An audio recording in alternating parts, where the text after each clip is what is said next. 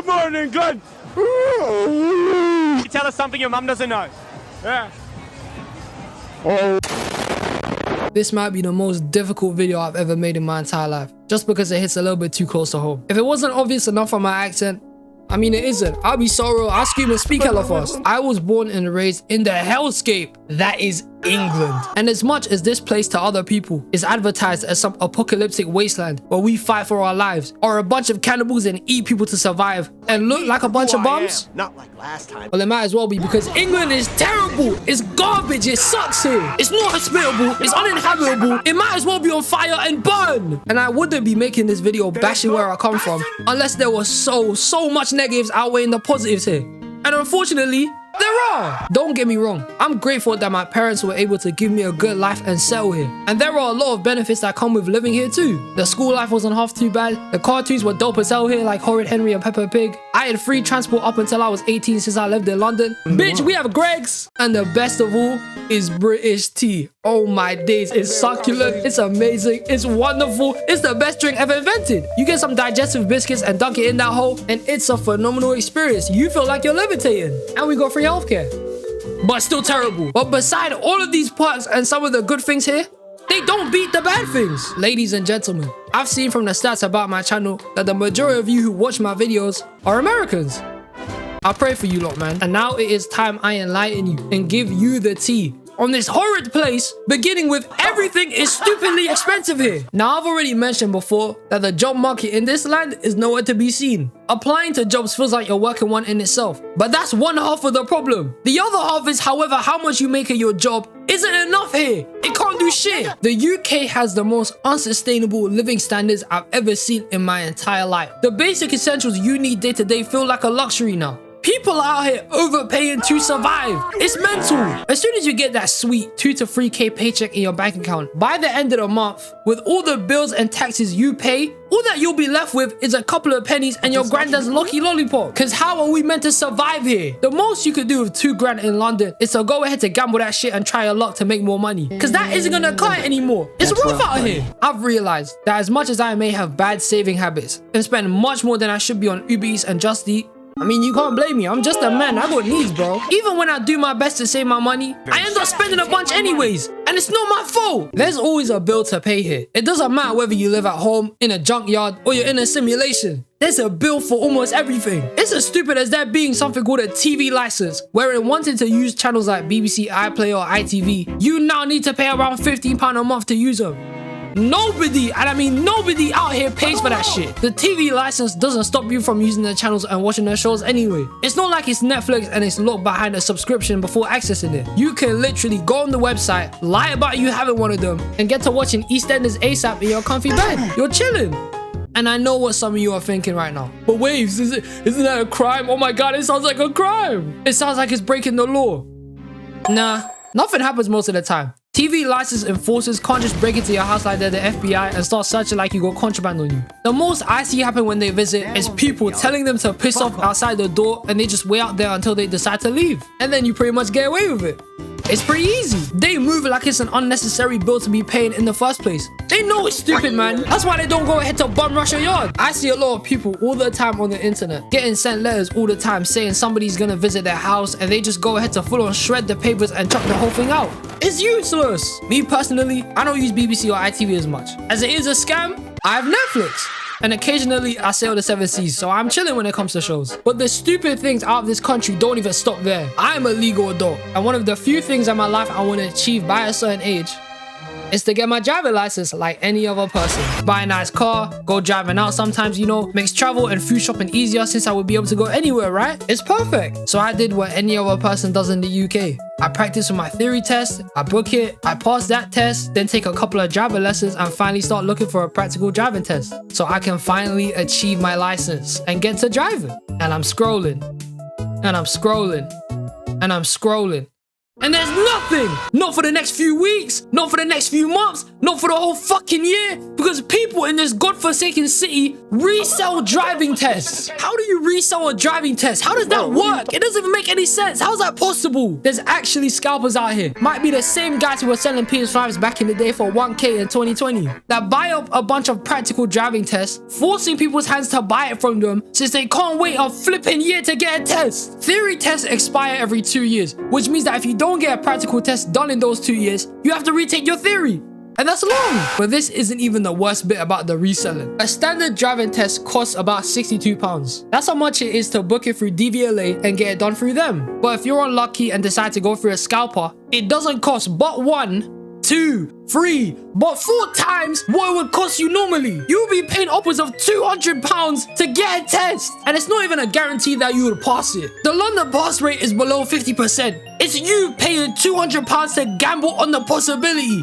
They're scamming you! And some of the drivers out here are nuts, overtaking everyone everywhere, driving 20 miles over the speed limit for no reason. They're crazy. You're probably gonna get hauled by another driver on your test and then go ahead to repeat the cycle with yet another scalper. How thoughtful. I don't understand how the government twiddles their thumbs like idiots and lets these men get away with it. I don't know how our society has become so deformed that people would actually go ahead to rinse money off a driving test. It ain't shoes, babe hoodies, my left nut. What sicko goes online to benefit off of this? And how are they even able to do it is stupid. The fact that people resell and profit off driving tests just lets you know that everything's gone to shit. Even driving in itself is a trap. I must have been scrolling through TikTok one day and I saw that they started introducing 10-mile-per-hour roads in London. Nigga, that's not even second gear. Your car's gonna stall there. How is that maintainable? Who decided that shit? With all these stupid laws they're making around transport, they're literally pushing people to just take TfL all the time, which also just dents their finances. It's some bullshit. And going back to finances once again, the housing crisis is terrible. I already mentioned earlier that 2,000 practically gets you nothing but a shoebox out here. The toilet and the sink is probably in the same place, and your bed is probably on top of the boiler. But besides this, let's say you want to own a home out here one day. Never happening. The prices of housing today in the city skyrocketed. The average person would never be able to ever pay off their mortgage fully. As soon as they're approved for one and get the crib, they're paying that shit till they're dead. Shit, I mean, they'll probably still be paying it after death. A mortgage is a bitch. And I'm not even adding the other things that come with buying a house. Utilities, bills, babies. You can't even manage to have more than one kid without breaking the bank out here. And I know certain men that wanted football teams full of kids. You man are cook. Also, the pricing of sweets and snacks now is stupid as shit. When I was still in secondary school, before I would turn up for form in the morning, which is like homeroom for you man in the US, I would go to a local corner shop near there and buy sweets and fizzy drinks. My usual, a free pack of Buzz, which would cost me about £1, and a 50p Emerge or Boost drink, which totaled £1.50. It was a bargain, you know, this shit was my daily go-getter. And this shit was busting, man. Like how certain people would go to Greg's in the morning and get a sausage roll every time.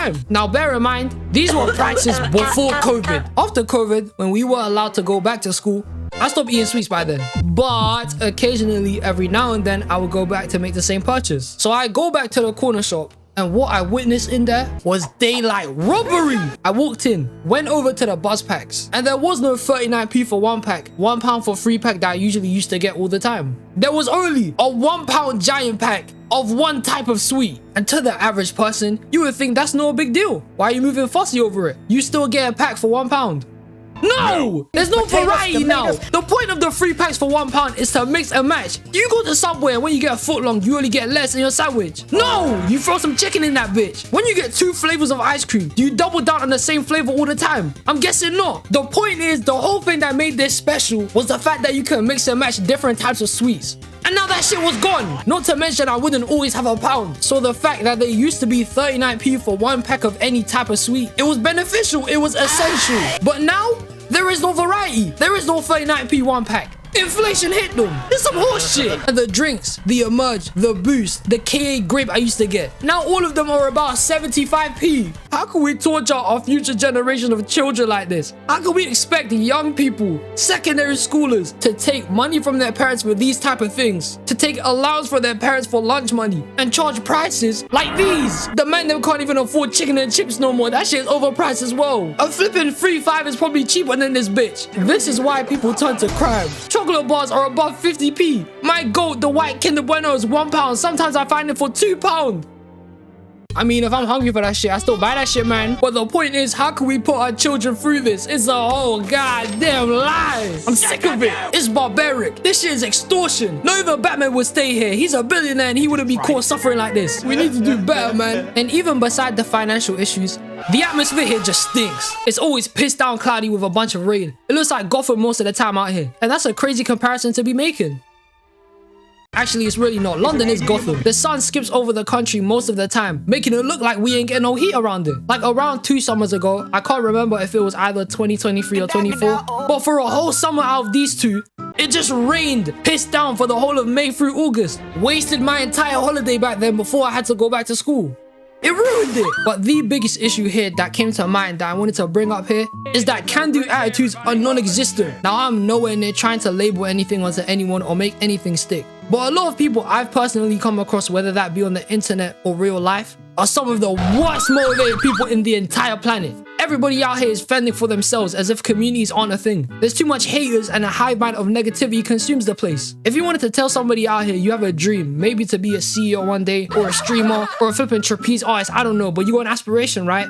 People out here will shut it down. There's no support. You're better off keeping it to yourself than to tell others you want to do certain things. If you were to be yourself and move a certain way completely different than how other people in the UK move, guys out here alienate it and label it as cringe. Shut up, man. It's like difference here is labeled as weird. These men have nothing better to do with their time than to hate on you and what you could make of yourself. It's disgusting. I see more support in other countries and other places. People cheering each other on, supporting their bros, being proud of them and having good faith in them from the start. But for some God knows reason, when somebody wants to make a name for themselves in the UK, if they're even a fraction of unique or somewhat different than other UK creators and aren't just doing content or anything else the same way people generally already do it here, they get labeled as weird. People would say they're copying Americans and ultimately just have more negative stuff to say than good stuff. It always starts off with backbiting and spite than it is about helping and community building. I'm not saying this happened to me personally. For what it's worth, I've had a pretty decent build up so far, but against pure UK audiences, it's just weak. You might as well say nothing and keep it to yourself. If it ain't gonna help, go do something, bruv. You ain't got nothing better to do with your life or something. You weird. And every person I've seen that's left the UK on holiday or even just left to move out permanently,